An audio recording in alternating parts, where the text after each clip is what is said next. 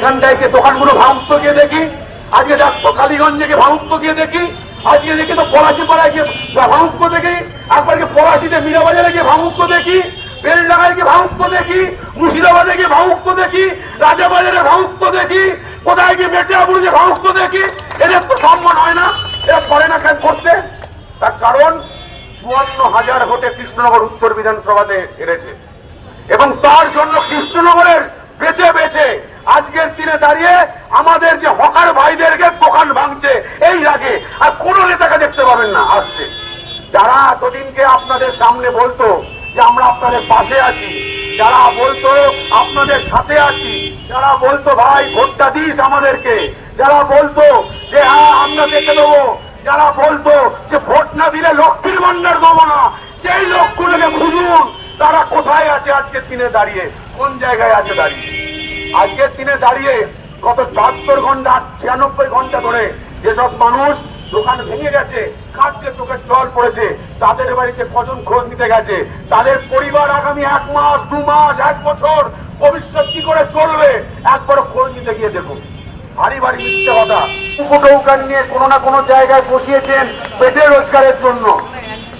আজকের দিনে দাঁড়িয়ে একটা নবান্ন থেকে আদেশ এলো যে সমস্ত রাস্তা ফাঁকা করতে হবে। ভালো কথা, রাস্তা ফাঁকা হওয়ার নির্দেশের দুদিন বাদে বিরোধী দলনেতা একটা প্রেস মিট করলেন। তিনি বললেন যে সবাইকে পুনর্বাসন দেওয়ার ব্যবস্থা অবিলম্বে করতে হবে, এরকম ভাবে টুকলোর সিদ্ধান্তে কি হলো, তার পরের দিনকে নবান্নে মাননীয় মুখ্যমন্ত্রী প্রেস মিট করলেন। প্রেস মিট করে বললেন যে ১ মাস সময় দেয়া হবে, ১ মাস সময় দেওয়ার মধ্যে প্রশাসন সমস্ত হকারদের সঙ্গে আলোচনা ভিত্তিক করে তাদেরকে কি ব্যবস্থা করে দেওয়া যায় সেটা দেখা হবে।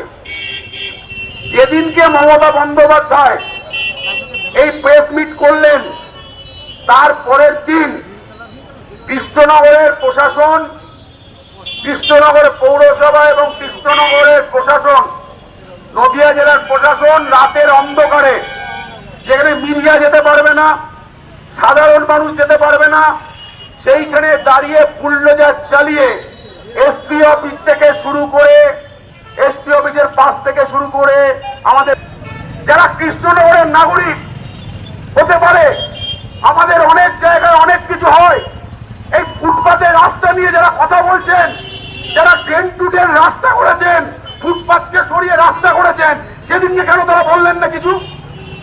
আজকের দিনে দাঁড়িয়ে রাতের অন্ধকারে বুলডোজার চালিয়ে আপনি আজকে ভেঙে দিলেন দোকানগুলো।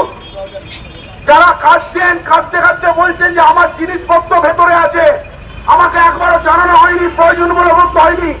আর প্রশাসনের মাথায় যারা বসে রয়েছেন তারা বলছেন কি, প্রশাসনের মাথায় বলে তারা বলছেন যে টোটো করে নোটিফিকেশন বলা হয়েছে, ৩ দিন ধরে টোটো করে অ্যানাউন্সমেন্ট করা হয়েছে।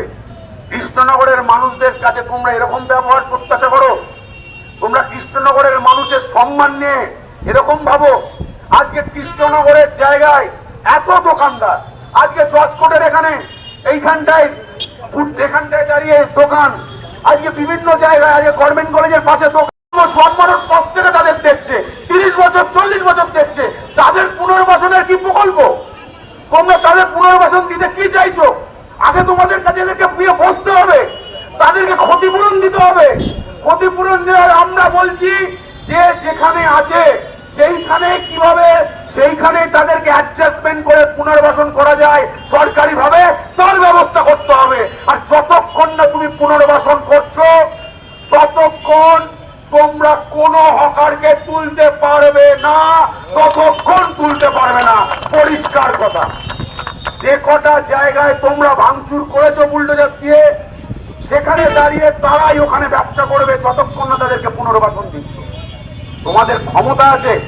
লাস্ট ৬ বছর ধরে ৭ বছর ধরে একটা সরকারি চাকরি নেই, কোন শিল্প কলকারখানা নেই, ভবিষ্যৎ প্রজন্মের কাছে কোন রকম চাকরি নেই, প্রাইভেট জব নেই, কিচ্ছু নেই।